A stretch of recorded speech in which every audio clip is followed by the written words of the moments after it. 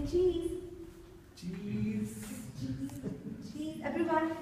Cheese. Good morning, Toastmaster of the day, fellow Toastmasters, and esteemed guests.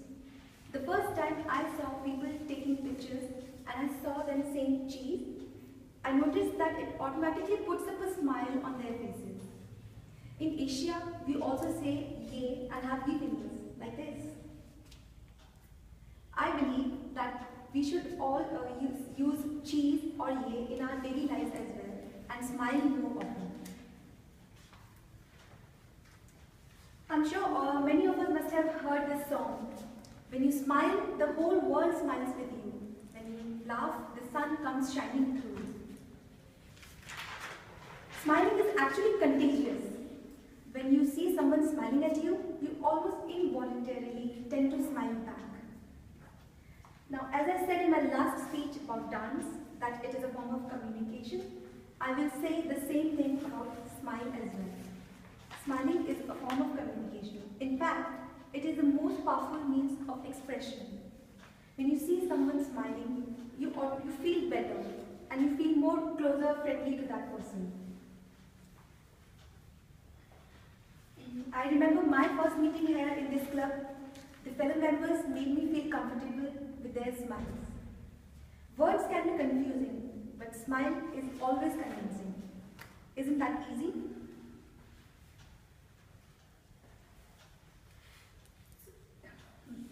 Smiling actually also helps you win friends. Now I will recall again the famous scene from the movie Lage Raho Munna Bhai, in which a guy is disturbed by his neighbor puking at his door many a times.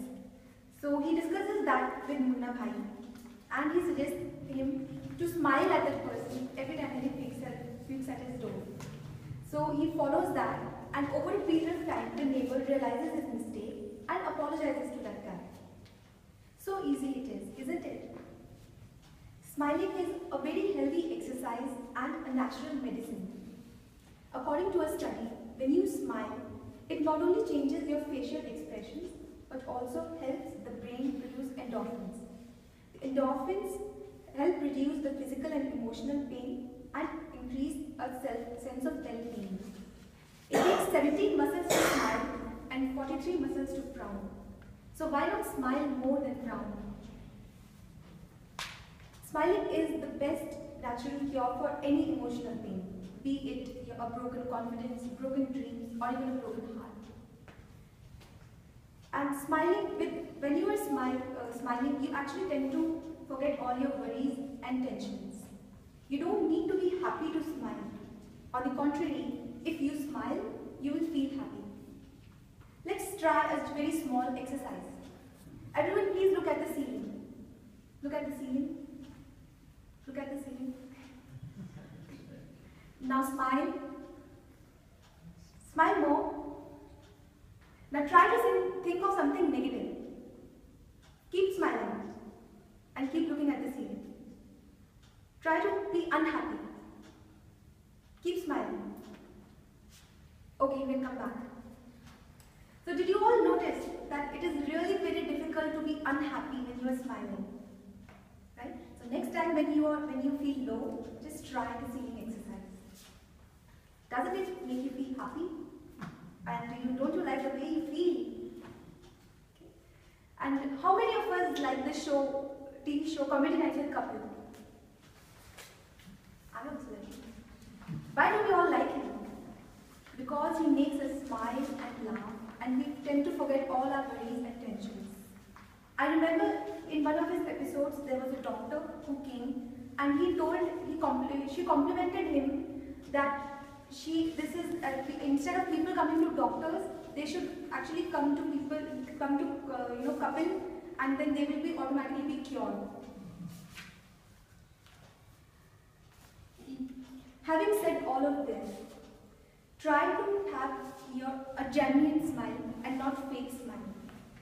I have seen people with forced smiles, also called professional smiles, which is something like this.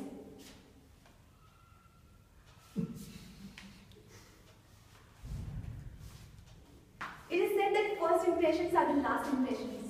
So you want your impression to be good. because bad impressions last even longer. I have a lot of trouble erasing these forced smiles, memories of these forced smiles from my memory. But on second thoughts, I would like to keep them so that it serves as a reminder to me not to have fake smiles.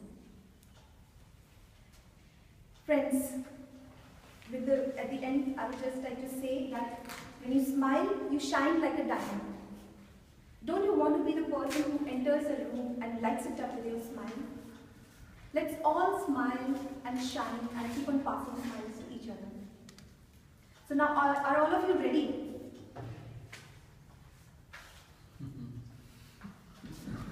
Say cheese! Cheese!